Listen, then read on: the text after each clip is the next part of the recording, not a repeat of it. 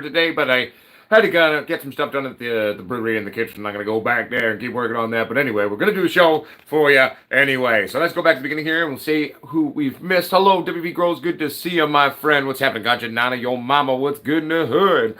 I hope everyone's having a wonderful day over in the United Kingdom, in Europe, in also North America, obviously, and everywhere else that you may be tuning into the show from.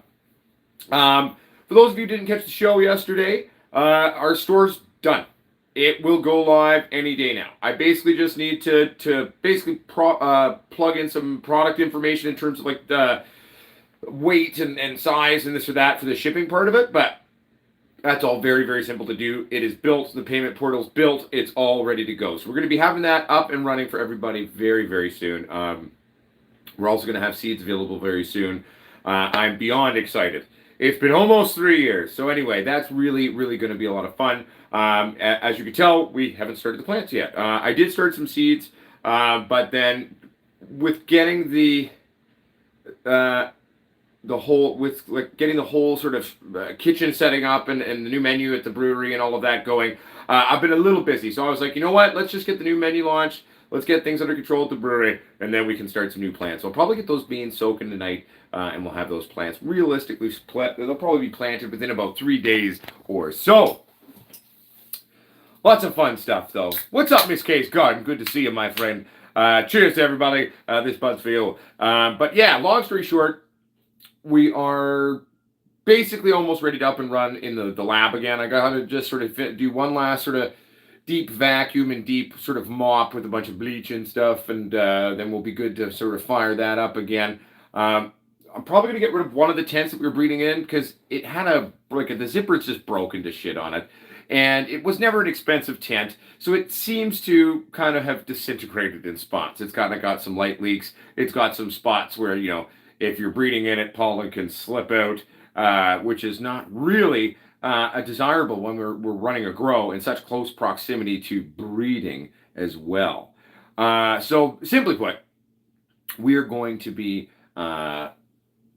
replacing one tent, and if we're lucky, I might be able to get a couple of AC Infinity tents in. I'd really like to try them. A lot of you at home are using the AC Infinity tents, and they are just so fancy compared to most of the tents I've used over the years. And at the end of the day, it goes to show you, you don't necessarily need the fancy stuff to grow amazing cannabis. But hey, it's always fun to have cool toys at the same time. You know what I'm saying? What's up, Chris Bartolo? Good to see you, buddy. What's up, Cali Exotics?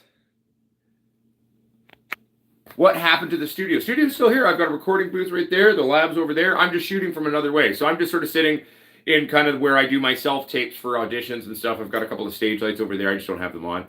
And this is kind of, the part of my laboratory down here where I do self-tapes and stuff. So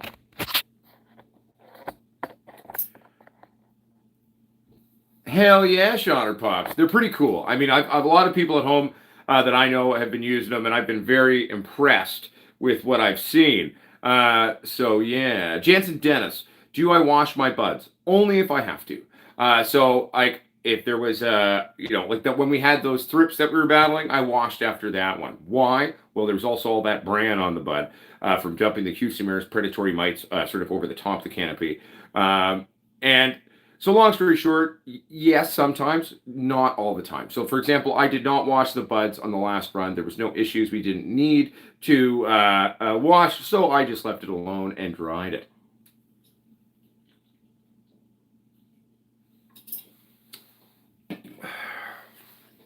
Yeah, so basically, Shonner Pops, what I did in the end, before I brought in those predatory mites, I cranked my temps in there, like hardcore. I cranked the temp so high in there, and it like seemed to really nuke a lot of the adult population, and then drop the temp after about, I kept it up elevated for about an hour and a half to 2 hours. So that's long enough really to kill the bugs, or many of them anyway. And your plants typically will be able to handle that sort of short window of high temperatures. It is a drastic way of dealing with bugs, but it is very effective. Yeah,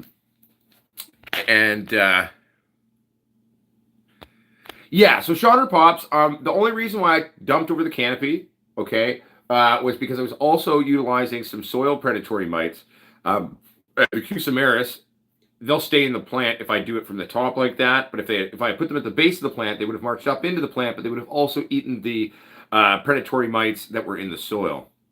So I wasn't really wanting to do that because then it would be kind of a waste of money, right? So I had to do it that route. It was not great. I wasn't overly happy with having to do it that way, to be honest. But again, we bud washed it and it was all fine in the end. So it was just sort of one other step. It was a little frustrating, but hell yeah. Well, WB Grows, again, our store will be open any day now. Basically, I've just got to get the information for my computer guy that he needs. But it's done. Like it's like if I like I could turn it on right now and you could go buy at that store. Everything is working. So we're just going to get a few other things done and get that ready to go. And it'll be a good time. No, so Shonner Pops, when you do a bud wash, you do H2O2, 3% solution in water first, and then you do a clean water dunk. Some people use like baking soda and lemon juice. I personally feel that is not a great way to go about it. I've never liked that method. I've always been a much bigger fan of utilizing H2O2, 3% solution. It just seems to work better, frankly.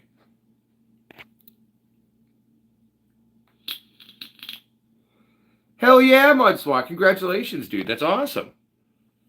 Hey, man, soul grower. Cheers back to you, baby.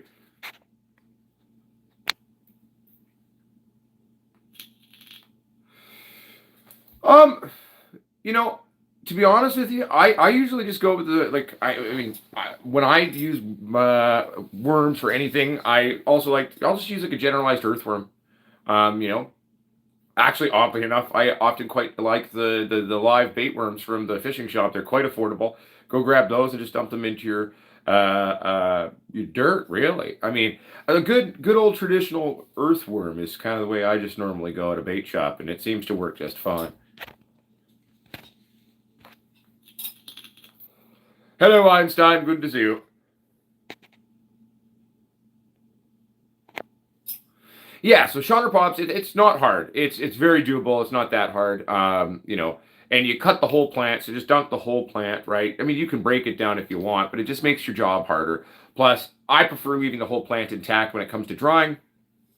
It just seems to do a better job of slowing down the rate at which we're drying, which is preserving our terpenes, our cannabinoids, our flavonoids, etc.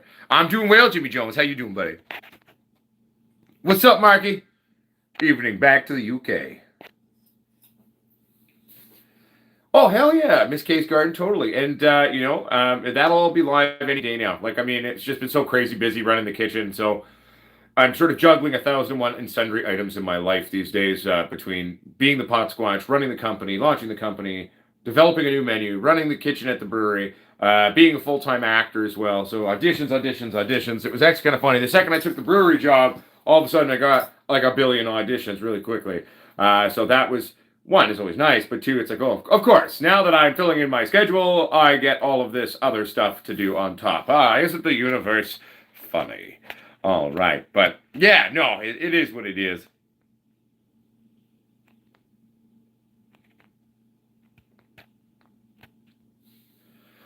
Shonner Pops and stuff that would be available. Because where are you coming from, Shonner Pops? I mean, the new show that I was just in that just came out, I believe, is only available in Canada currently. The reasoning for that is they want to put it into a bunch of film festivals. So there's a show that came out with the ATPN called Shadow of the Rougarou. You might be able to find clips of it up and about, but I'm pretty sure you can't stream it if you're in the States or other places. It might only work in Canada. I'm not 100% sure on that one, though. So Byron Hayes, typically what I do is I get a blackout curtain. You get a giant blackout curtain, okay? And then you just hang that over your windows. Typically, it'll be so big and heavy that you might not even need to do anything other than hang the curtain. Worst case scenario, I would just kind of nail it up. So it's still going to look like a curtain from the other side, but it'll light leak your window right quick. I put giant slats of plywood over my windows because I just don't give a shit. I'm legal. They can't do anything about it. So that's probably what I would suggest, Byron Hayes, though, is getting some of the big blackout curtains there.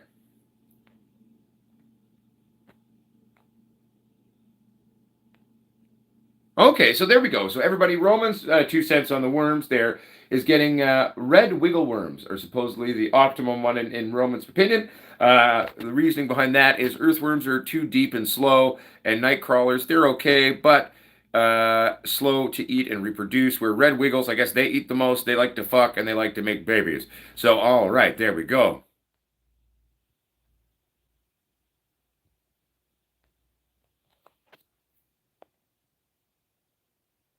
And also active cannabinoids as well.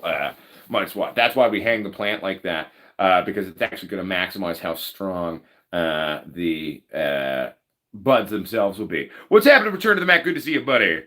What's happening, Stony Baker MD? Good to see you. Okay, and they like to hang out at the top more. Roman says too. Oh, very cool. But yeah, so long story short, we'll have plants going again for you soon. Fuck off. Sorry, I forgot to turn on Do Not Disturb on the show, and obviously that call came through. But simply put, the totally distract myself. We'll get the seeds started tonight, and we'll have plans going for you really soon. It's been a nice little break just to sort of take a rest and then focus on some of the other stuff that I had to do. Getting everything going. But I'm ready to get growing again and get some seeds back in the ground. Sean or Pops, do predator mites get in your buds? Typically, no. Typically, you're not going to see them even really, unless you go looking. Typically, most predatory mites will go in there. They will eat all of the pests, and then they'll turn on each other and kill themselves, and by eating each other. So typically, there may be one technical last lonely predator mite that starves to death. But there are also types of predator mites, though, that can also feed them on algae and other things. So I do believe like a lot of Cusimaris mites can actually switch to eating like different kind of algae and other stuff in your dirt to kind of survive there, right? So typically, no.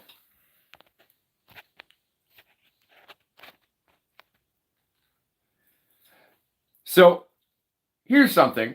Does anyone have any specific how-to videos that they'd like to see us make or make a video on? I've got a few ideas of ones that I'd like to make kind of coming up, which would be a lot of fun.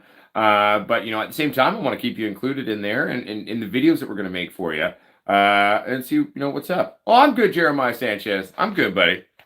Rock and roll thing. Yeah, Cusimaris. They're a generalized mite, but Cusimaris is an aggressive generalized mite. So they do quite a good job in terms of aggressively protecting things and attacking things. You know what I'm saying?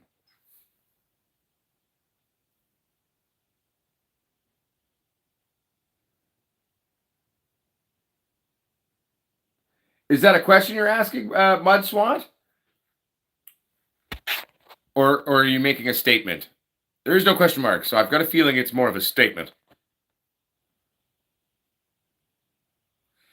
Yeah, no, and I apologize for that, Jimmy Jones. I called the producers about that. I was like, well, why can't we open it up to sort of people in the States? There's a lot of people in America that want to watch the show. And they were like, well, until we, hit the film festivals, we don't want to have it sort of as a release all over the world there. Hmm. I mean, Jansen, it's an intriguing concept, and in theory, yeah. I mean, it would give you an interesting thing to see. James Mercer, I already have a video doing that. I had a video where I made our own tiny little can filter. We powered it by just a general air mover, like a vent charging a fan that I had. I bought that one on Amazon for like 50 or $60. Went and got all of that. So I actually already have a video on how to make your own carbon can filter. Really, and at the end of the day, you can design it and build it out of a lot of different things. Would I execute my design exactly the same way as I did in the video? I'd probably play with it a little bit. I think I'd probably get rid of, I used a bunch of epoxy to kind of hold it together. And I don't know if I'd go about using epoxy again. Tony Clifton, in order to collect male pollen, typically you'll cut the entire male plant down and you'll hang it, allow it to dry, but you'll bag it. And then that pollen is going to fall into that bag. You can then also beat the plant a bit when it's in the bag if you want to. Another great way is when you're actually breeding in your tent, you can put some paper down along the floor. It will get onto the paper. Our squatch lights that are the flat ones built into the baking sheets are actually really great. So when you're breeding, all this pollen like lands onto that light fixture. That light fixture is not really running hot enough to just sort of denature the pollen or to make it, unviable. So if you get to it quickly, it's pretty good. Yes, film festivals, Einstein competitions. That's typically how most independent film gets picked up and becomes a thing. And this was, it is a show done by the ATPN, but again, the ATPN network is a very tiny one. They're not a huge network. So, getting it into the film festivals and getting it some syndication and getting it seen all over, that's definitely going to help it out for sure.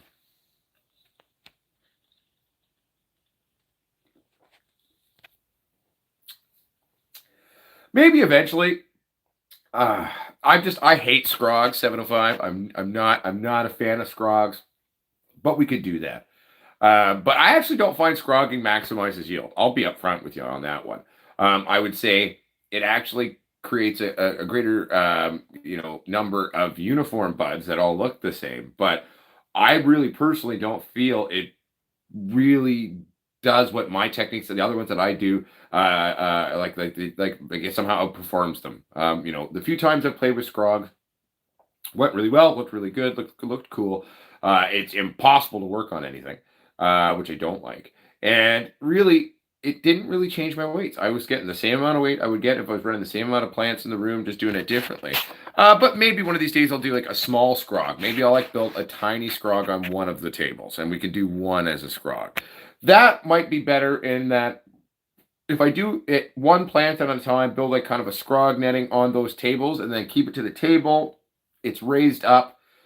I might be able to get around and work around it, and that would then basically get rid of the one negative thing why I don't like the actual scrogging itself. So who knows? Maybe I'll really like it doing it on the tables.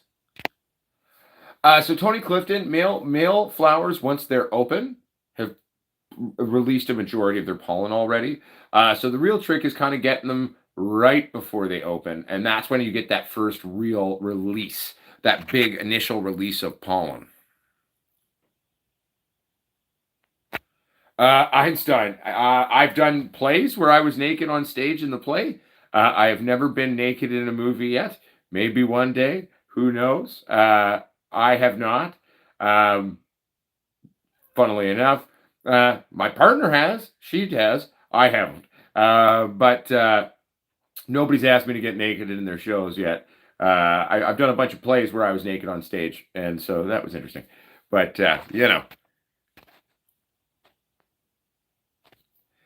yeah, right. And well, at the end of the day, too, like a big part of Mikey had to do it all outside because he's got a bunch of growing going on inside, and he doesn't want that to kind of get released and kind of go over there and all over his ladies. You know what I'm saying? What's happening, Freedom Grower? Good to see you.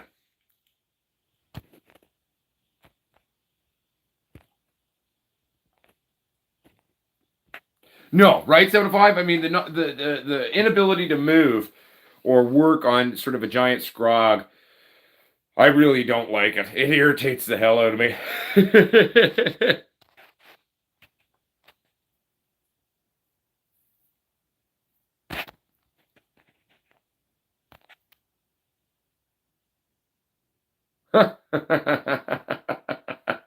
It's funny how terms change for things, right, Stony?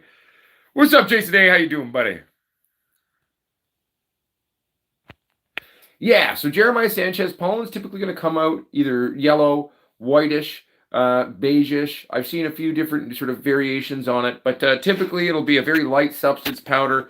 If you have nanners or if you have a male, if you just go like this and flick it, you'll see all that powder or pollen coming off, and it'll be interesting. Mudswat says, sorry, let me rephrase. How do I get large stacks of bud on my plants? I tend to get spaced out little buds instead. So the first thing is picking the right genetic. Okay, so picking a genetic that's known for large colos, picking a genetic that's got very tight nodal spacing. Then you're going to go pheno hunting through that genetic to find the tightest nodes you can. Next, probably would be obviously making sure we don't have our plants stretching too much, keeping the plants close enough to the light so they don't feel the need to kind of go stretching for it, which is going to keep your nodal spacing nice and tight. Then also injecting CO2 into our environment. That's going to increase your yield 20 to 30% classically. You can use my carbonated water trick. That typically seems to densify the buds in terms of about 10 to 15% greater yield. Staying on top of your feeding, properly hydrating, making sure that you're super hydrating at times and then letting it dry out and then super hydrating and then letting it dry out. Cannabis can survive on very little food, but to really get crazy work done, I find that really embracing the fact that cannabis can eat almost as much as you want it to, as long as you build it up to it, goes a really long way to help.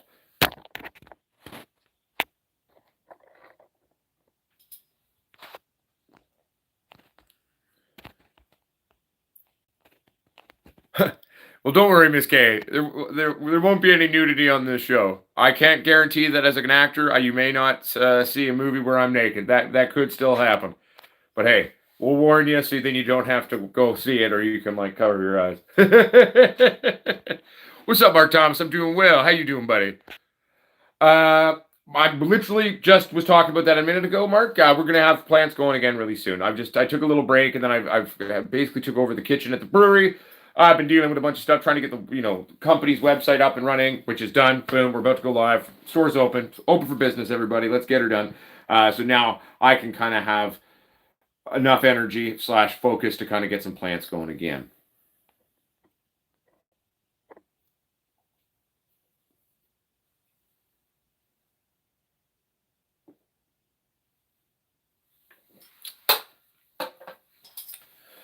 Sean Pops, it was more than likely because the actual nanners themselves did not make a viable pollen. Some plants aren't very good at producing seeds. So it could be a combination of the fertility of the female itself wasn't great. It could be a question of the actual nanners it made, where yes, it may have formed pollen. It wasn't a viable pollen, therefore it did not knock itself up. That would typically be my guess on that one.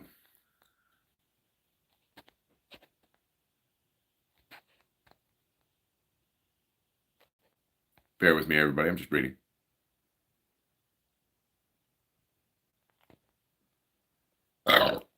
Ooh, excuse me. Hey, no worries, Mud Swap. I agree with you, Jansen. I mean, at the end of the day, we want to keep happy energy around our plants. I also agree, Freedom Grower, genetics is a big part of that. Is white pollen inactive? Not necessarily, no. Typically, I will say that whiter pollen does seem to be less effective at quote-unquote knocking up the ladies, but that does not mean every single plant that I've seen produce white pollen had issues with fertility. It's kind of hit or miss. It's like people, right? Some people are really fertile and some people aren't.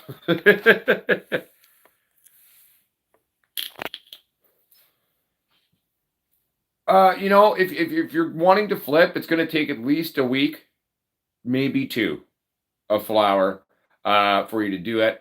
In my opinion, with the amount of waiting there, you don't really need to do it. I know people get frustrated wanting, they want to get the females only, get rid of the males early on.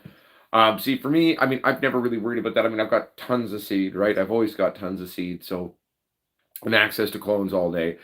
And I get how expensive seeds are from other companies as well. That's why people like their feminization. Well, we're going to try to get people away from that and educate people why that's a bad thing. But that's also why we're making our seeds ridiculously affordable. That's right. 25-pack of beans is $50. So it's going to be a good time.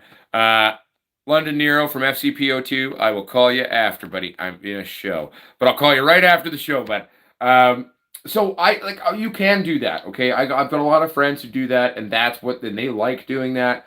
For me, that technique always seems silly because it eventually sexes. It doesn't have to go to 12-12 for it to sex. It just takes a little longer maybe, and then people are like, oh, well, I wasted all this time and energy. I mean, I get it. So, I mean, you could do it that way, but it's going to take at least a week to 2 weeks to really show you the actual plant's gender.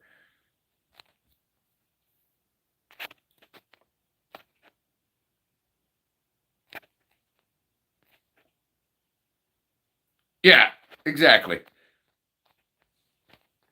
Sorry, everybody. I'm just reading. Hell yeah, Dr. J303. I'm having a Budweiser or two. I got to go back to work after the show, but you know, it's free beer today at my work, which is where we get the free beer. But I was like, you know what? I'll save it for tomorrow. I haven't had a Budweiser in a while. I've been drinking a lot of the brewery's beer, so you know.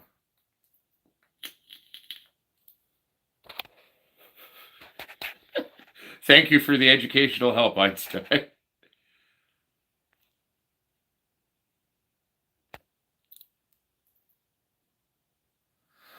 So Alvin Mace, this time we're going to be rocking out one of the new F1s strains that we've kind of started playing with. I mean, eventually, as long as we get, it goes the way I want it to, we're going to keep stabilizing out the Galactic Citrus Shiva.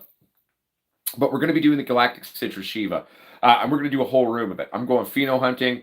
Whether we end up breeding with it or not, I mean, I have to get a really special one to choose to do that. But we're going to go pheno hunting. Whether we actually keep a pheno this time to breed with, or we just do another run to kind of keep seeing, not sure. So it could be more of a pheno watching to see the hypothetical things that are possible within the phenotypes of this F1. But it'll be Galactic Citrus Shiva, which is the orange Hindu Kush, crossed by the Alien Rift.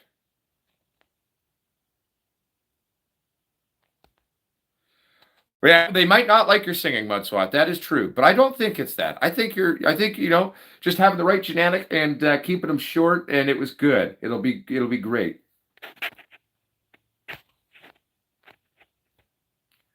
I will be, James Mercer. They will be on our store. Joey One Love, feminization is bad because what we've done when we create a feminized seed is we're utilizing a Plan Z self-defense mechanism that's built for saving the species in an emergency. But what it causes is it starts to compound genetics. You really shouldn't be breeding with a feminized genetic if you can avoid it. So we're poisoning our genetic population, and we're slowly but surely degrading all the genetics around the world. Have you ever wondered why weight seems to have gone out the window in terms of heirloom style genetics? That's because of the improper breeding and feminization and the compounding genetic frailty. Yes, the weed is stronger now and has more trikes now, but everything foxtails now, it seems. Like, I mean, when I was a kid, you rarely would see a foxtail. Foxtailing was once in a blue moon you'd see it. And now it seems almost every strain, every new strain in some form or fashion is foxtailing, which is a stress trigger reaction. I believe that it's better for us to truly work with genetics that have integrity, that are regular genetics, breeding with regular genetics, taking our time to properly stabilize and breed out strains properly. And when we take the time and the attention to detail to do this, okay, what we're doing is we're building a strong genetic base for the future. Right now, we're so dangerously close to losing a lot of genetics and the actual genetic integrity of cannabis within the industry. It's not even funny. And a lot of people don't seem to realize that, it is actually a bit of a 911. And if you talk to any real breeder and anyone who's been doing this for a while, who actually knows what they're talking about, they're going to agree with that statement. Feminization became big roughly 15, 20 years ago, especially starting kind of, 2003 to 2006 is when it really started getting big. And, it was marketed as, all female genetics. Why waste your time with this pesky blah, blah, blah, blah, blah, blah, and so, but that led to a rise in the cost of seed. It led to genetics being compounded and sent out that other people then worked with and did this and that and this and that. And it's just breaking down the genetic, right? So I hope that happens. Yeah, you sounds good, you can grow. I will see you tomorrow. Quick question, you can grow. Is our show on at 9? Was that the time we agreed upon? I can't remember off the top of my head. I'm sure it's 9. I'm pretty sure it's 9. What's up, Daleski OG? How you doing, buddy?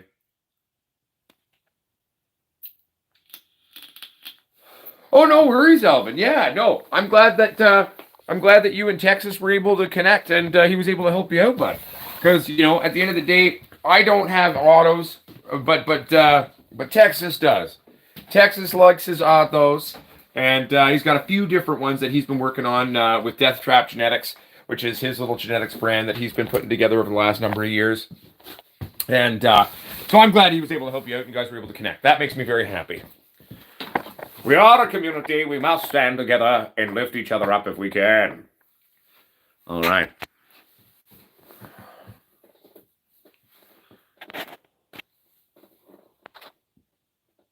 Bear with me here, everybody.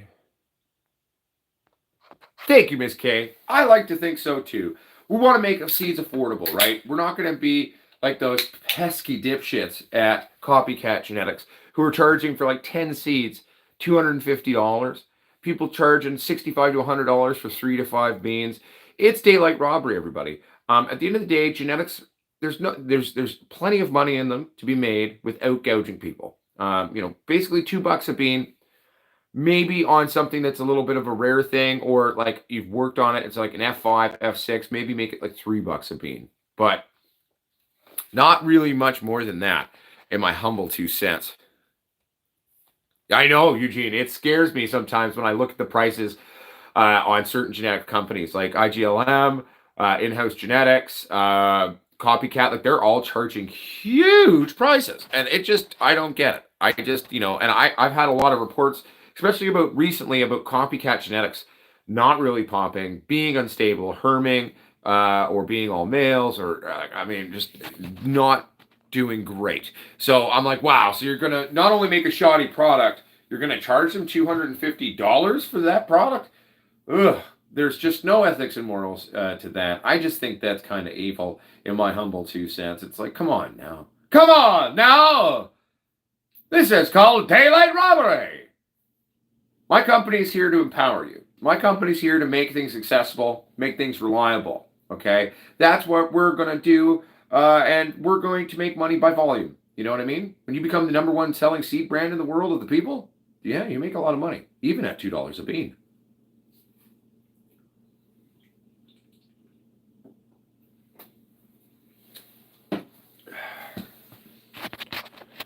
All right.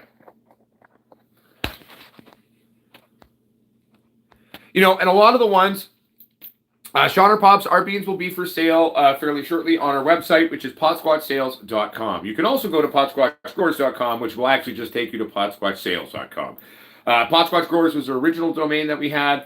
And then our CBD store was built by our partners, and then we took over that website because it wasn't really being maintained properly, and that wasn't their fault. They just had a dipshit named Ken working for them, who ended up stealing a lot of money from their company and totally fucked them over. And he was actually one of the owners of their company, surprisingly. It was just such a weird parable.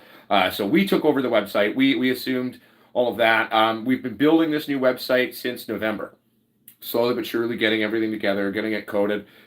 Our website is coded from the hand or by hand from ground up. It is a completely independent, free functioning piece of software created exclusively for us, which is pretty cool. And at the end of the day, it's also one of the most secure websites on the actual internet, which is always fun too. So that way, when you shop with Uncle Potsquatch, you're shopping with a secure website. You're shopping safely, and you're going to be good.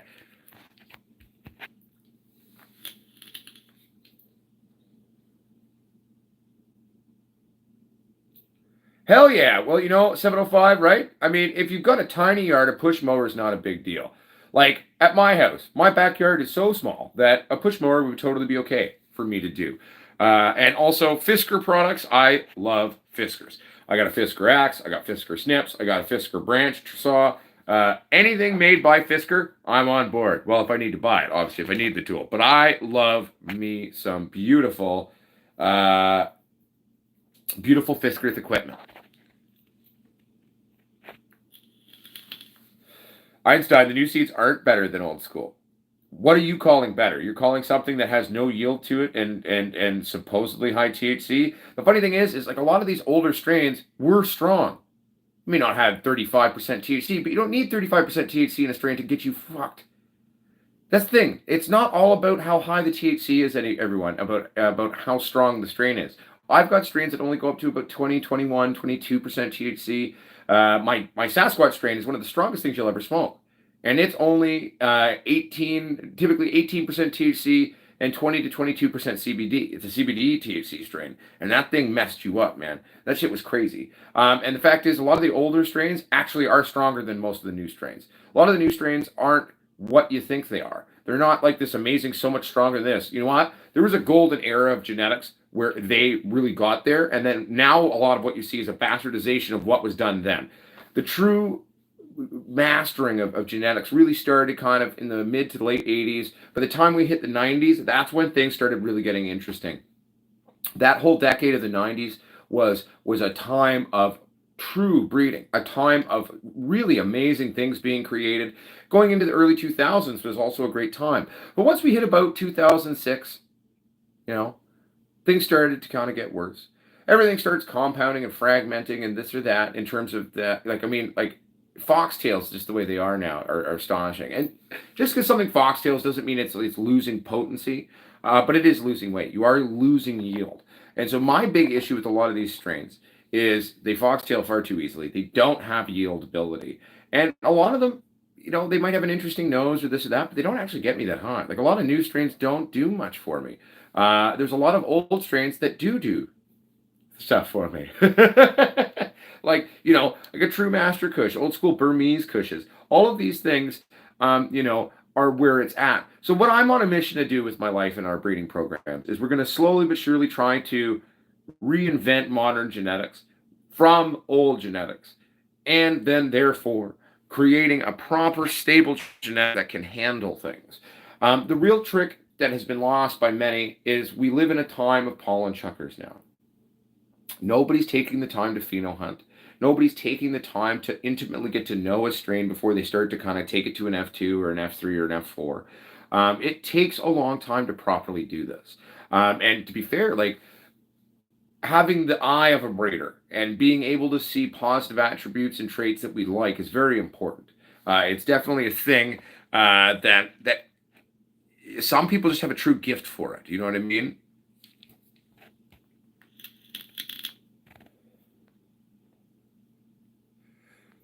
I agree with you there, Mud Swat. Am I hard? No. Einstein, you're so weird. I love you, buddy. Yeah, no, I feel you, Shauner Pops. I'm not a fan of feminized seed either. You know what the funny thing is, LST UK Big Bud? I find things foxtail more with LED because it's actually more intense than a traditional HPS light.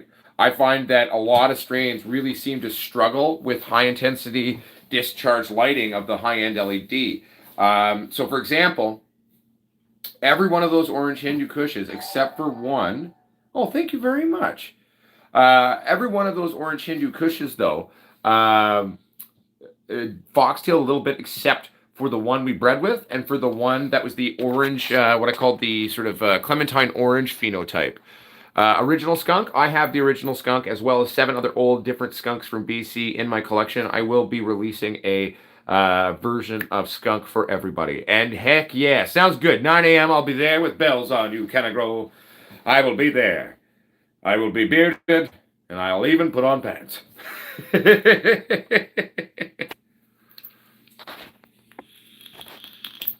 What's happening, Count Danklet? Good to see you, buddy.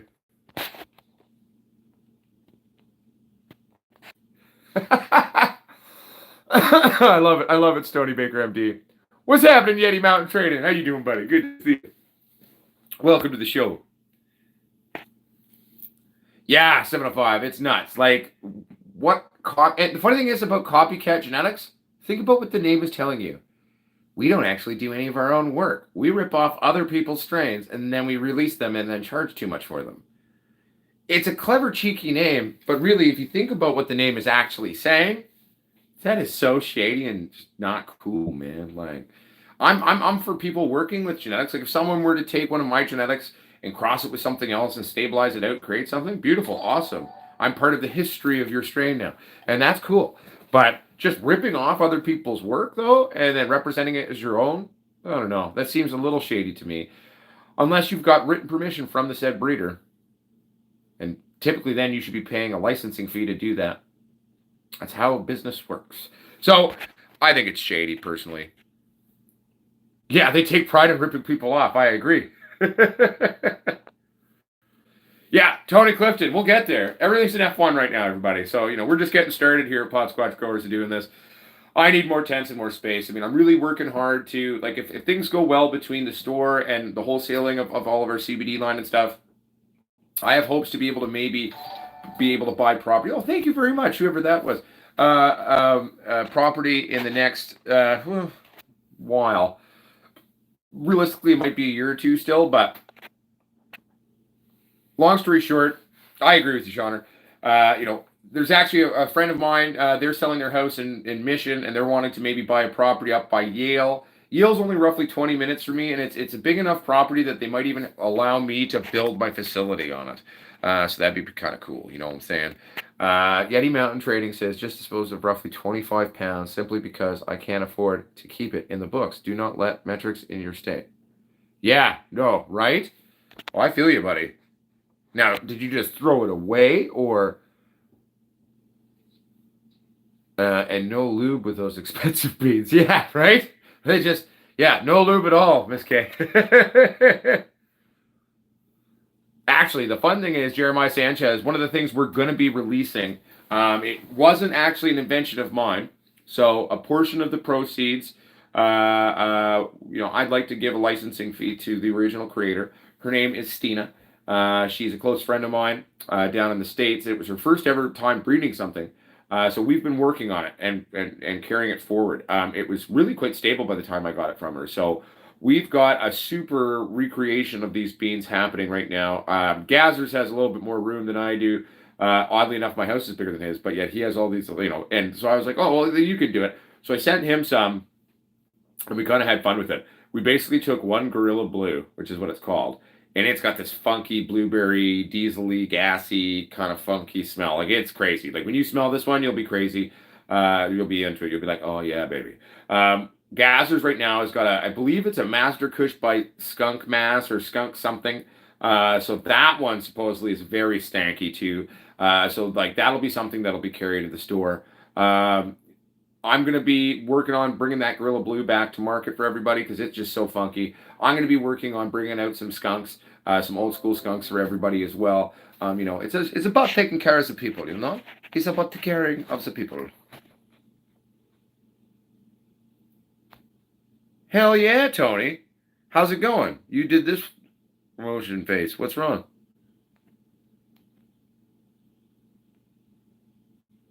Hell yeah, Shauner Pops. Einstein, nope. Credit card, debit. We take all card payments. We're a normal store in that regard.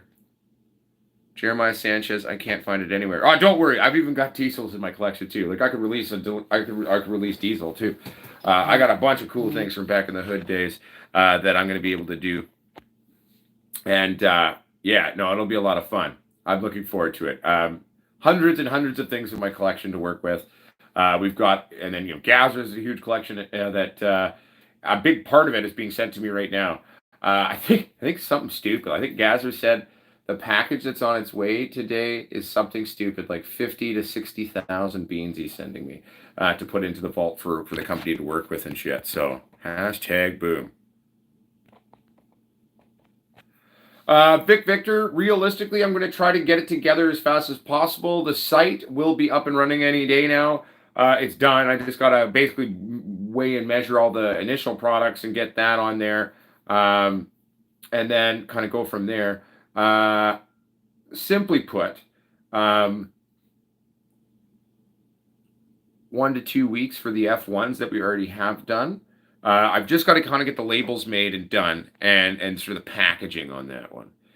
So I'm not sure how long that'll take. I mean, I'm thinking to start, I might go with really simple packaging, right? Just like, little foil bag, a little vial, our label on it. And, we can get cooler packaging as time goes on. But, at the end of the day, I think we'll just kind of start simply. It'll be something that's affordable and a way for us to get it to market. And at first, I'm the one packaging all of it. I mean, eventually there will be people I hire to help me package stuff. Obviously, I can't do everything. I've come to learn that painfully in my life, but if only I could, right? But I think for the first 100 packs we put for sale on the store, I will hand sign it like one of the first 100 or something like that.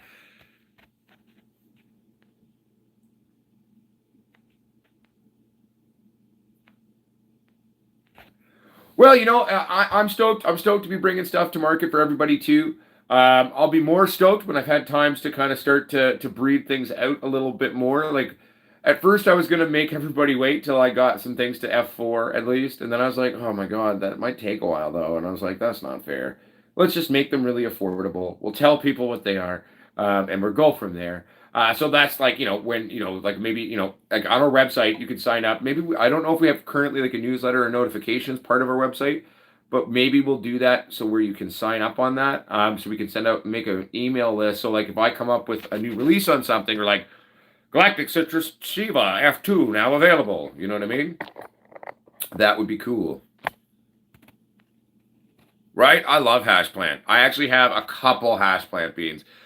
I don't know. I've only got so few of them that like I don't know if I'll be able to actually bring it back as a normal hash plant, but I might be able to cross it with something and make something hash plant-esque. So that's probably what I'm working on. I'm going to try to get my hands on some original hash plant again. I do have a couple of plugs where I should be able to pull that off.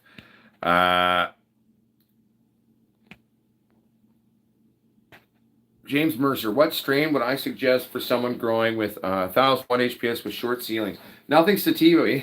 You're going to go indica base. You're going to go something with a nice bushy structure. You're also going to be making sure you do a lot of training to kind of sort of tie it down and out. This would actually probably be one of the few times then where I would say maybe a scrog is something you would entertain. But basically, from the get-go, start training and knuckling and breaking your plant and tying it up and tying it down and out is going to be quintessential. So basically, that's going to trigger all of these secondary things that would have made their own bud to kind of come up into their own branch. So that's always a good idea when working with limited height clearance. So out of something that I'll be putting up on the website. I mean, I haven't even grown these out yet, so I'm just guessing on what the hypothetically will do. That's why we're starting with the Galactic Citrus Shiva to kind of grow that one out. My guess would be she would do fairly okay in terms of that environment. The Gazer's Madness, to be fair, like as long as you keep it in a smaller pot, didn't get too bad on the stretch.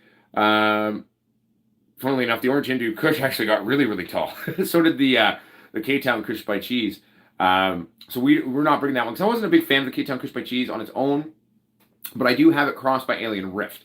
So that could be something that turned it interesting. I'm very curious to see what that does. Jason A. Hey, Potsquatch, when using synthetic micro-grow bloom on week 6 old plants, bottle recommends 4 milliliters per liter. Would you go for full strength or stick to a half or a quarter of recommendations? I'm a noob. Hey, no worries, Jason. And how old are they? They're 6-week-old plants? I'd be feeding pretty heavily by now. I only really baby my plants in terms of the not really feeding for the first few weeks, and then I really start to step it up, you know what I mean? Oh yeah, a lot of THC testers lie nowadays. That's become in and of itself its own market. If you pay me this much, it's this much. You pay me this much, it's this much. It's kind of crazy. Oh, I know. It's cool, Einstein, with a bit of paying attention, right? Right? And I've got a blue cheese here. I think it's a blue cheese crossed by Girl Scout cookies. That one I'm looking forward to playing with. Gazer's got some of that one playing he's playing with that one right now, and he's liking it. He said it was looking good, so. Well, I don't have any skunks out of Hawaii, I don't think, in my collection, but I do have a golden indica out of the Oahu Islands from like 40 or 50 years ago.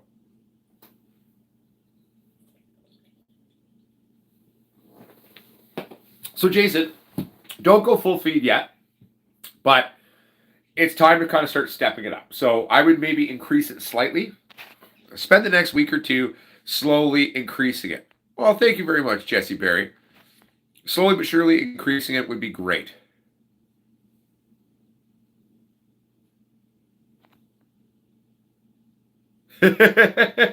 All right, Stoney.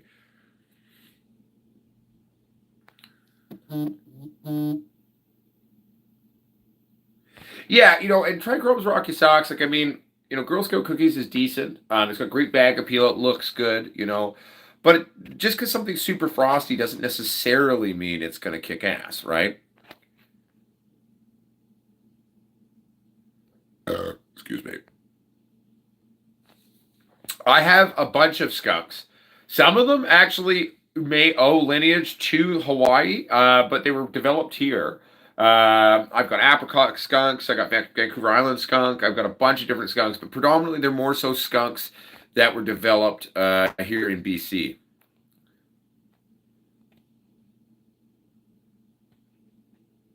Exactly, Pot TV. Bear with me here, everybody. I'm just playing catch up here. Nah, not in the way that you're talking about it, to my understanding. I have a vague understanding what the metric system is on certain states in the States, but I'm not 100% on it. I'd have to look into it and read up, but I don't believe we have what you're talking about, though.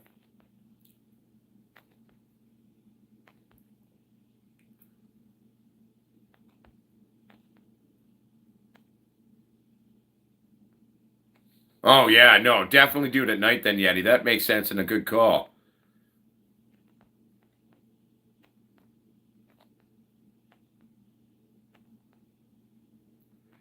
Jeremiah Sanchez, PotsquatchSales.com. But if you go to PotsquatchGrowers.com, you can actually still get to PotsquatchSales.com. It's linked to that website, so it just automatically will take you there now.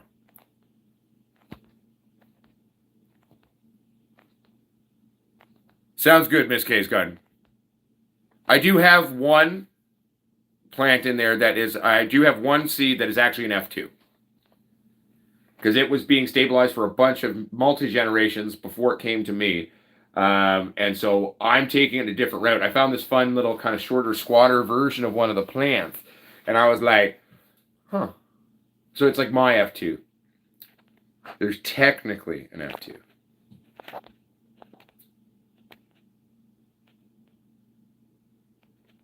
Oh, I feel you, Yeti. You got to have fun, right? Love what you do and have fun with it. You know what I'm saying?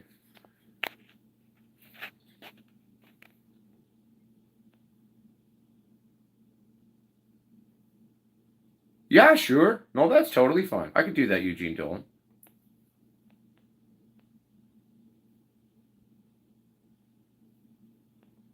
Shawner Pops, how do you mean about testing? In what regards?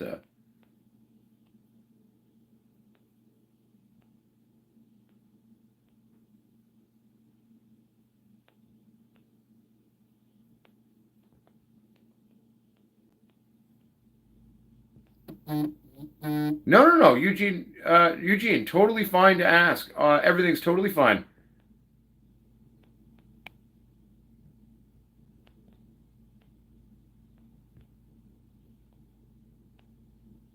It's Sugar Mama, not Sugar Mom, Einstein, is the turn of phrase.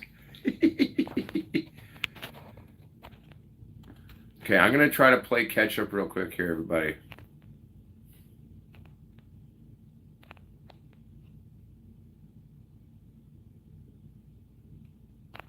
Bear with me, everybody. I'm just reading here.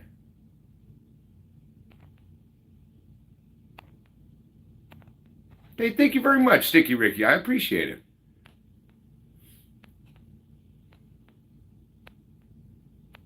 Don't worry, Eddie Mountain. I have it. Oh, the apricot skunk back in the day, James, was really nice. Hell yeah, Sticky Ricky. We are a big family of crazy weed-loving weirdos, all different kinds of people all over the world, man.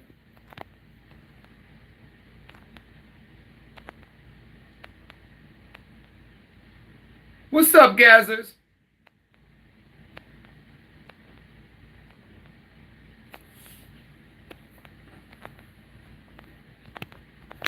Yeah, Gazzers, it was the Master Kush skunk you've been working on, right?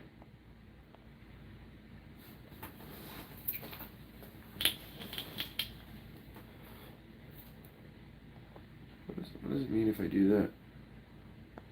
Oh, I see what that means. Yeah, sorry. I was like, saw all these other functions, like, and it was like, oh, super chat. I was like, what does this mean? Like, I already had that turned on. Like, people can donate. And he's like, oh, it means, like, unless you pay a membership or you make a donation, you can't message. I was like, nope, not turning on that. That goes against the very premise of how I run this show. Well, there you go, Stony, right?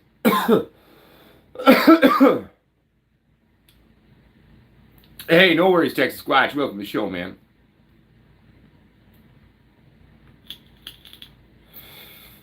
Yeah, no, but it's the Master Kush skunk. That's what I thought you were because I was telling everybody about one of the ones that you were doing that I think will stabilize out for sure because they were wanting something skunky or something diesely that really had like a screaming nose to it. And so I was telling them about that one, Gaz, because I was like, well, Gaz says this one's even stinkier than the Gorilla Blue, which I find shocking because the Gorilla Blue is a pungent lady in and of herself. Um, so that'll be fun because we could stabilize that one out and make it really sexy for everybody. Another one that I'm very excited about because Gazzers is sending me is Master Kush Trainwreck Cross. I have an OG Kush Bite Trainwreck Cross. I am going to put those together and we're going to call it Uncle Potsquatch's Choo Choo Kush. And it's going to be awesome. I'm really stoked for that one.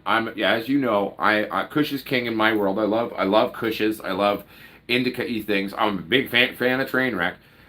So I'm pretty excited about that one. Good to see you as well, Aaron Rock. It's been a while, man. How you been?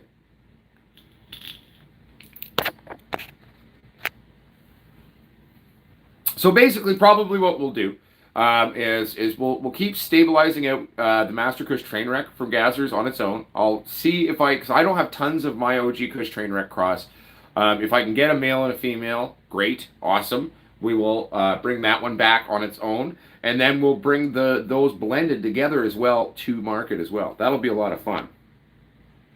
And then once I get the farm, though, everybody, and I can afford the land to build the building and doing all of that, we're going to be able to have like so many different crosses going at once. It's going to be kind of ridiculous. No, I feel you, Jeremiah Sanchez. Like the fruit smeller taste is really big in a lot of strains now. And don't get me wrong, a lot of them are pretty nice and funky. I don't mind a bit of fruit, but I want some funk with it too. You know what I'm saying? Like,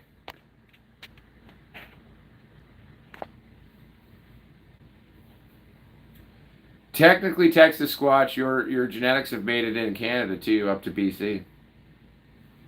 Technically speaking, not maybe the big ones, but the tiny one you sent me. All right, sounds good, Jeremiah.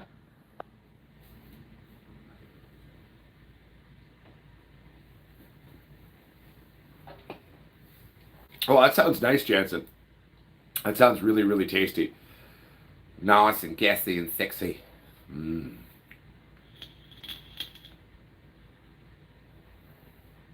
That's funny. My brain's kind of also just like thinking I got to go back to the brewery in a little bit. I've got a catering order I've got to bang out. So basically, I've got to make. It's only 23. I thought it was 32, so it's only 23. So I was very happy about that. I got to make 23 sandwiches and 23 side salads. So it's for a film shoot that's happening up here. It's like a music video, and they wanted us to do a catering thing. So it's like basically in a week, I developed a new menu, everybody, and I executed it. I executed a new menu in a kitchen in 1 week. Kind of killed me. It was almost impossible, but we did it. And you know, uh, not quite Einstein, getting there maybe. But it'll be cool though. But yeah, so we're gonna do some pulled chicken sandwiches and some of the Italian sub trios that we do at the brewery there.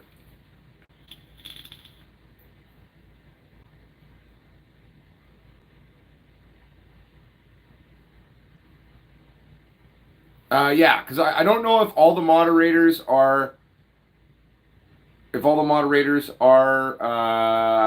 on the Facebook mic, but the ones that are can, I'm assuming. So I'm the head chef and kitchen manager of Mountain View Brewing now, Einstein.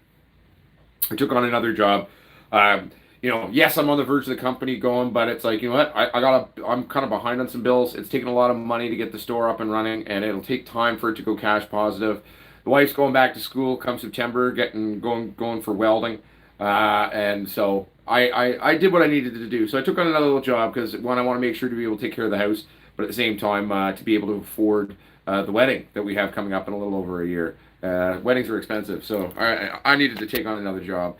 Plus, I like being the boss and developing things, right? So, it's something I can do.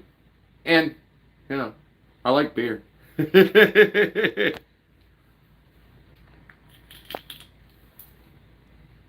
Hell yeah! All right, I miss Gorilla Blue, man. I haven't grown the Gorilla Blue in a number of years now, one or one and a half, maybe even two. But I love Gorilla Blue.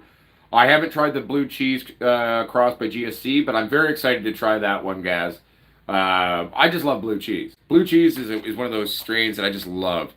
Um, yeah, James Mercer, funnily enough, I'm actually thinking that we might start. I was actually approached by an author the other day. He's a new author, he's unpublished. He's written a couple of books. One of them's about weed, one's about quitting smoking. And I was like, and he's like, oh, do you have any connection? Like, look, I technically do have a connection to one publisher, but I was like, well, maybe that's something our company can diversify into.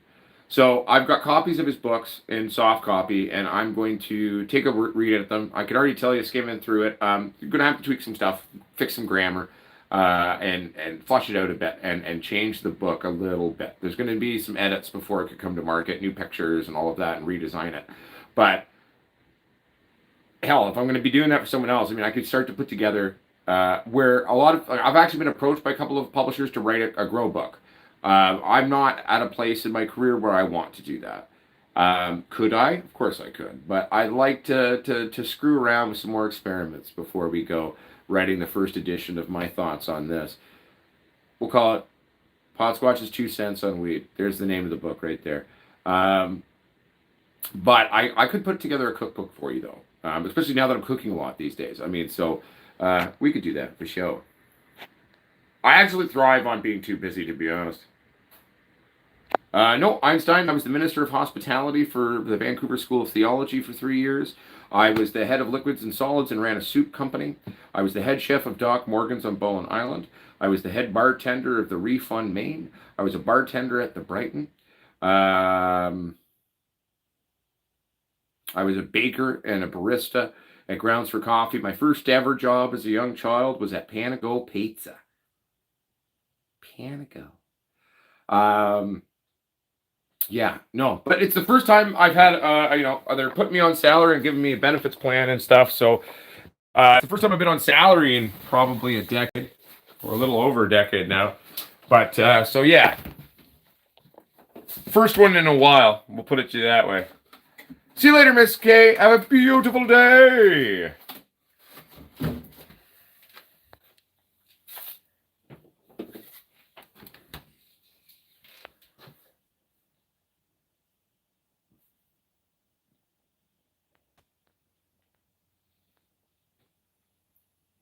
Dude, yeah, good. Good. I'm glad. Well, because, making yourself like a little hothouse almost, right? Like, I'm glad that is working, Yeti.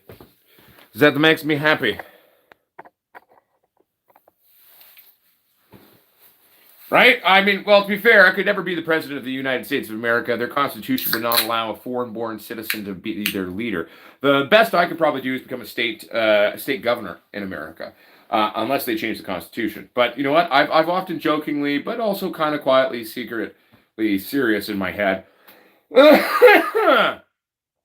basically contemplating the running for prime minister one day. That'd be kind of cool. Peace out, Yeti.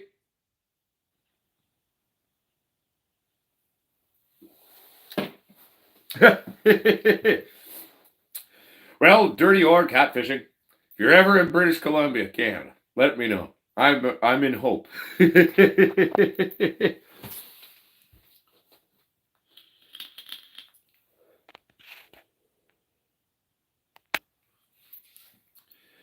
Yeah. What time is it now? Does anyone have the time? Or here, I can check it. There we go. So it's 3:31. Basically gives me 2 hours to bang out this thing. I should be able to bang it out pretty quick though. I'm not too worried about it. Sorry, I'm just thinking out loud, everybody.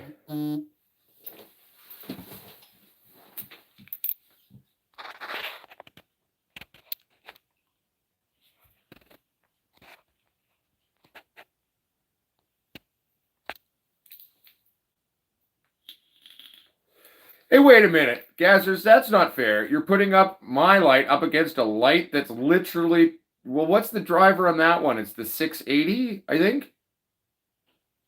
That doesn't sound fair, but whatever, do it. Put up the double squatch against a light that's way bigger enough. If I can knock out a man that outweighs me by 120 pounds, then my light might just work. I don't know. We'll find out. May the force be with me. Go, little squatch, go. Or, well, you got the double squatch, but you know what I mean. There aren't any plans right now, dirty or catfishing. I kind of took a break for a couple of weeks. Got 420 done. We went to the Motorsports International event and ran that. I've been getting the new CBD line ready to go, getting the new store ready to go. And then I also am now the head chef at the Mountain View Brewing, so I've been developing a new menu and launching that. But the good news is we're going to start plants again. We're actually going to start some beans today. When I get back from the brewery today, we will get seeds going.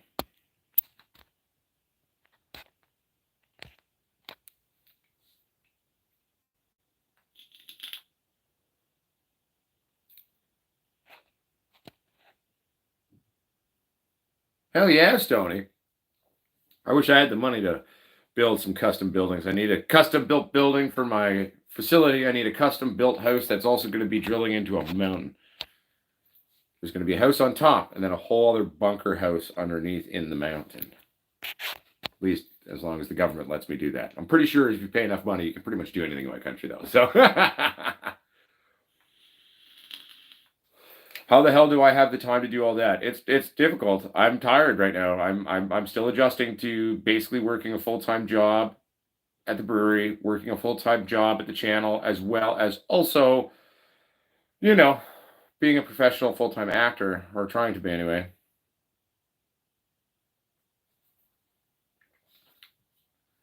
A bunker for the wars? Yeah. Zombies, wars. When I don't like the neighbors anymore, I mean, who knows? But yeah. How do I do it? How do I do all of this? I just do it. I just don't stop. I do stop. I sleep. I let myself rest, and I thrive off being busy, though. I thrive off getting a lot done and working on a lot of stuff. So I mean, when I don't have enough going on, I get stressed because I'm not busy, and also, too, I had to do the job at the brewery just for a financial thing. I needed that just to kind of make ends meet and to kind of finish off being able to pay for the website. Like the last thing I did payment wise was yesterday. I had to pay $810 for the coding on the API bridge thingy, or I don't actually understand how it works, but like basically coding the payment thing, like making that work. Do I have ADHD? I've never been diagnosed with ADHD. I don't think I have ADHD. I do have the ability to think of 12 different things at once. I have an IQ of 176. I am considered what they call gifted learning disabled. What does that mean? Well, I'm non-neurotypical.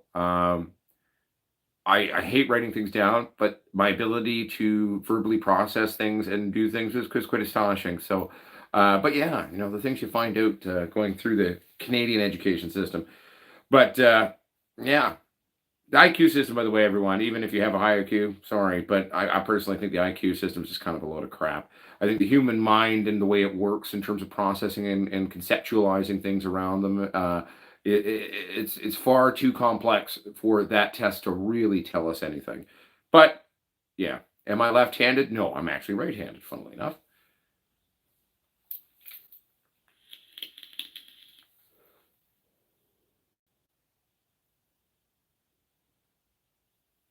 Hell yeah, Jesse Berry. Well, and that's the thing. Like, truly breeding a strain takes a retarded amount of time.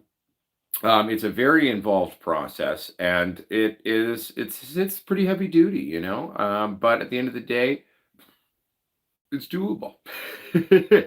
Just gotta, the real trick to breeding and developing a strain is taking your time, starting with good pieces, putting good pieces to other good pieces, and then really pheno hunting. Take your time. Don't be a pollen chucker, and take a look and work on it slowly but surely.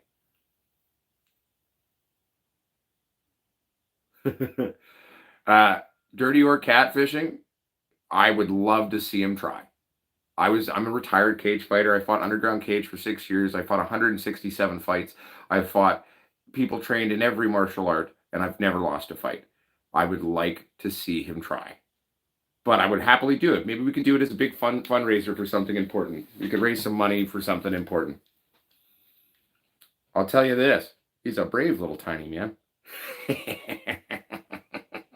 But tell him it's on, because before he wasn't wanting to fight me. He was like, "I want to arm wrestle you." I was like, "Well, I'm not an arm wrestler. I'm a fighter." So tell Mr. Canuck, done. Let's do it. You want to do a cage match, Mr. Canuck? We could make some money. We could raise some money for a good cause as well. I'm into it. I'll fight you, Mr. Canuck.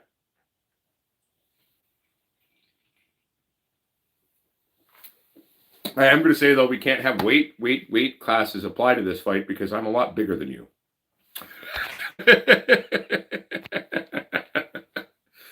So, as long as you're willing to fight out of your weight class there, bud, then we're good to go.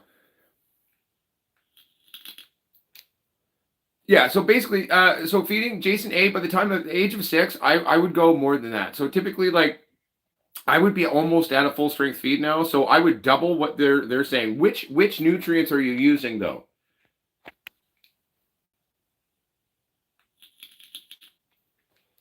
Oh no, I fought Thai fighters. I've beaten Thai fighters. I fought Thai fighters from Thailand. I've Muay Thai it's hardcore, but if you know how to fight it, it's really not too bad. Avoid their strikes or take their strike and grab the leg as they come at you, and then you throw them across the fucking ring. As they're flying in the air, you jump in the air and you land on them. And when you're on top of them, well, it's over now.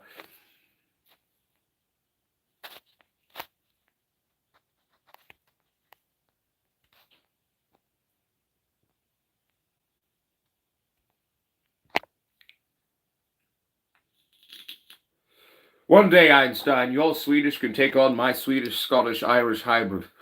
Okay, so it's advanced microgrow bloom. Okay, perfect. So advanced nutrients works fairly similarly to Green Planet. They're very comparable systems. So yeah, I would double that though. I would go a little bit more. Maybe an extra 50% to start and then slowly work it up. But at 6 weeks, they should be fairly well developed, in my humble two opinions.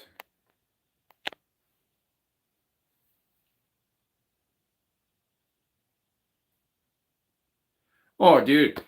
Oh no, fighting's fun, you know. And I mean, I'm not really a violent or aggressive man, but I am a big dog. And when if it's an actual organized fight, I really do quite enjoy it. And um, my brain and skull are quite thick. They have an ability to take a lot of impacts to them. Um, so you know, hashtag boom. They're like, oh, we get hashtag boom now. It's like hashtag boom, boom, boom.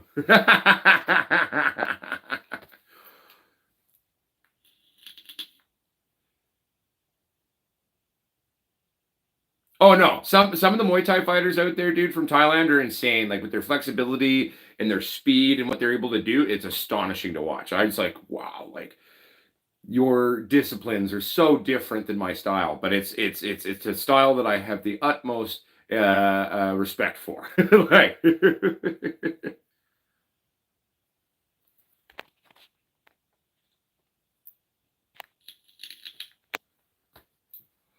James Mercer, if you can get your hands on Green Planet, you want to grow like Uncle Squatch and have some of that, then I would strongly suggest Green Planet. I love their 3-part. I typically go their 3-part Pro Cal, Vita Thrive, liquid weight, massive bloom formulation. Sometimes and the resin. They have a product called resin that I'm a big fan of. I really like the resin. There's a few other products of theirs that I'd like to try, but I've never tried. I'll get around to it. You know, the things cost money, right? You know, but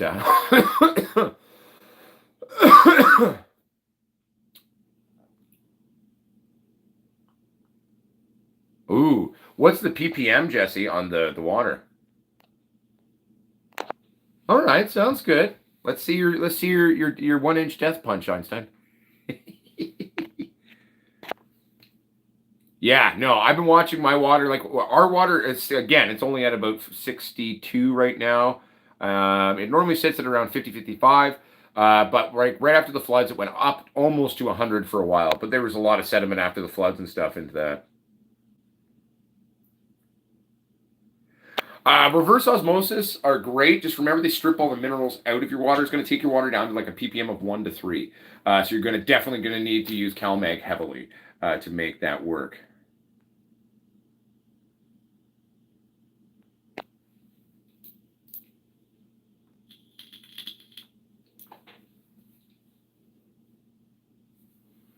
I actually think I thought he was complimenting the Muay Thai fighters, to be fair. But I mean, that's how I took it. But anyway, I have the utmost respect for the Muay Thai fighters. I fought a number of them over when I was a fighter back in the day, and it was just astonishing to see the speed.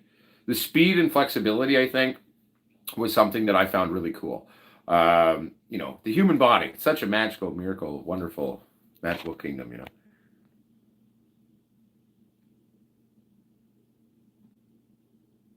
Yeah, no, don't worry, don't worry, Texas. I actually think he was complimenting Muay Thai fighters. It's just the way we talk in Canada a little bit sometimes. All is well.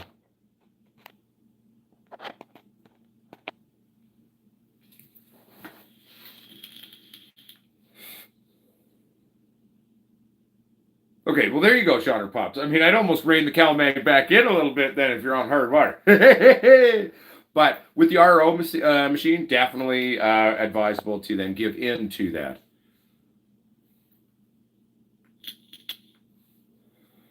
I was told if you do 1 to 1 with regular water, well, it's like everyone's ppm is different. So saying 1 to 1 doesn't really say anything. If you take a water that's got a ppm of 300 and then water that's got 10, and then you go 50-50 on it, it's still going to be water that's way too hard. So it all depends. That one stuff, plants will be germed tonight. I've take a couple of weeks off to do a bunch of things. So got the new store's about to go open, everybody. It's about to go live. You're going to buy all the CBD if you want. You're going to buy your swag. We're going to eventually be rolling out into garden supply. We're going to be expanding the rolling paper line. We're launching a hemp cigarette line in the CBD line. We're going to be launching the genetics. We've got a lot of stuff coming. So I just took a little bit of a break.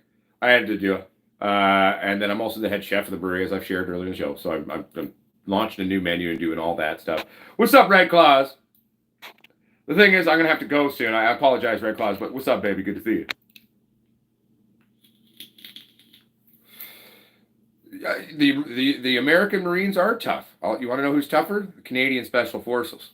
Ask any Marine who's ever served with a Canadian Special Forces member, and they're like, no, those Canadians are just fucked. Like, there's something different about the Special Forces of Canada. We are the highest trained soldiers in the world, and there's not a lot of us. we're revered. Anyone in the military can guarantee you that who's met a Canadian detachment. So we're a special kind of stupid in Canada. We're nice, but we'll fuck shit up. And we'll be polite about it too. Oh, I'm sorry I killed you. Oh, I'm going to go kill your friend now. Good times. Can grow weed, but does not compute. Professional actor, company owner, and YouTuber, and head chef of a restaurant. Also, still human. I take breaks. If you've watched, actually, classically in the early years of my channel, I usually wouldn't release content for 2 or 3 weeks in between grows. I've kept the shows going, with live streams anyway, but I had to get ready for 420. That was busy. That was hectic, trying to get all the products ready to bring to market. And then I had another event like a week and a half later that I had to go do, so we had to get ready for that. And then, basically I had a week to develop and launch a new menu, which was a little crazy. But we did that too. We pulled it off. All while I did 10 different auditions for film and television and commercials, as well as developing a new menu at a brewery and launching that with no staff. So I think we're doing okay.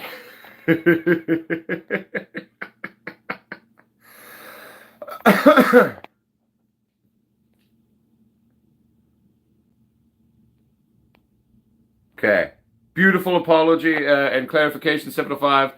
Texas, do you hear and accept it? Well, I'd say so.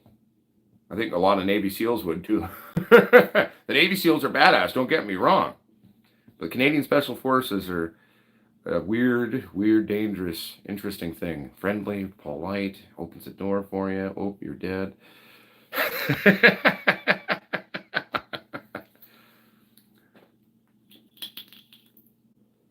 Yeah, I mean, I'm not really one to really test THC levels. Like, I'm kind of old school when it comes to my strains and my development. That's the better way to really approach them, I think. Like, eventually we might test THC levels, but like for example, you can't post a generalized THC level for any strain. It doesn't work that way.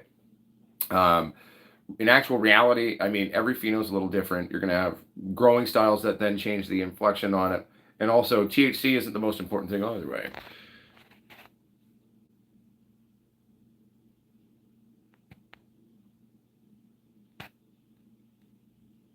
I mean, it could be, to be fair, I mean, it could be any American president during the Cold War, or it could be little Princess Vladimir Putin right now.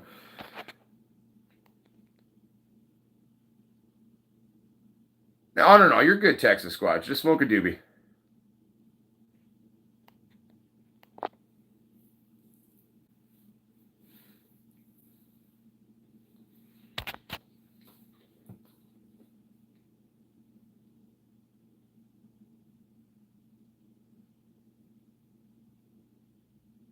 Yeah, I'd watch that too, Shotter Pops, right? Like, that'd be cool. It would be cool to watch like just a toe to toe go down. You know what I mean? Canadian Special Forces versus the Navy SEALs. I mean, it would certainly be something to watch. I'll give you that. It would be crazy. What time is it now? Sorry, everybody. I'm just trying to keep my eye on my time for execution. As long as I'm at the brewery by 4, it gives me an hour and a half to execute the catering order. So that's perfect. Okay.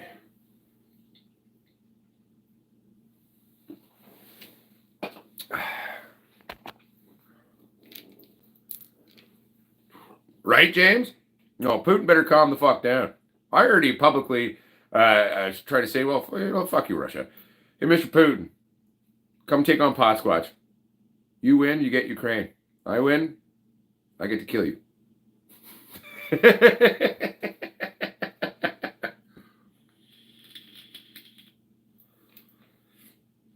Oh, good times. But my friends, my family, I know it's not quite the full hour and a half that we like to do. I'm trying to do 1,001 things and keeping everything going. Excuse me. But yeah, hell yeah. No, I heard about that, Einstein, that Sweden is actually joining NATO, as is Finland, and I think Norway already did, or maybe Norway's. I can't remember. But it's nice to see all of the Scandinavian countries coming on board. Really nice to see Sweden not being kind of neutral through everything and having an opinion for once and being like, you know what, well, we'll sign up to. And I'm like, hell yeah, bring in the Vikings. We could use a Viking detachment, Sweden. Let's do it. So good job. I'm proud of you, Sweden. I'm proud of you. Oh, I'm pretty sure that is coming too, Sean or Pops. I mean, half of Russia loves them, half of Russia really doesn't. Uh, it'll be interesting to see what happens in the coming times of Russia. What's happening to that guy, Channel 2? It's been a while. Good to see you, baby. All right. But, my friends, my family, it's been a great show, and I apologize that we're not doing a super long show. We will be back with another show. Tomorrow morning, I'll be on FCPO2 doing the show. I think it's the Cannabis for Breakfast show that we're doing. Einstein, I have to go. I have to go. And yes, they did, Stony. I totally agree. But Einstein, I have to go do a catering order. There's a whole film crew that if I don't show up and do it, they will not have food. And Uncle Potsquatch, I care. I care about people. I want to feed them. I want to feed them. I want to give them accessible genetics. I want to give them affordable grow tech. I want to make affordable CBD. All the things, right? But anyway, my friends, my family, we'll see you next time. We'll see you soon. Okay? Remember, the true grower is the forever student. The true grower makes educated, stupid decisions. The true grower is not afraid to take risks.